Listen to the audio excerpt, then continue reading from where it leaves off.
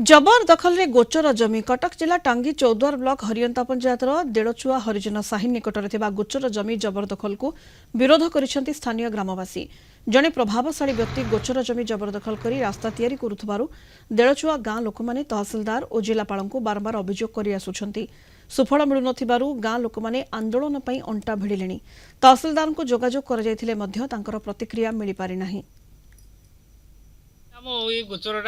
ये आम साधारण गोटे ये गाई चरती पिला भी खेलती तो बर्तमान बिल्डर 4-5 जन लगे भितर आसी जबरदखल करने को चेष्टा करता। ये ग्रामवासी आम सब मिसी बंद कर तहसिल आरआई ऑफिस आउ साढ़े बड़ बड़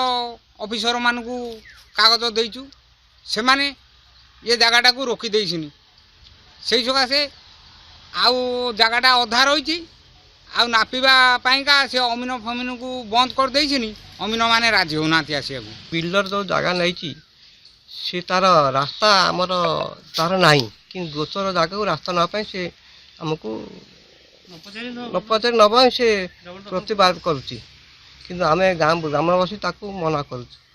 जबरदस्त कौच आम रास्ता नदी आई आम ग्रामवासी से अवरोध करी समस्त लिखित आकार समस्त अभियोग कर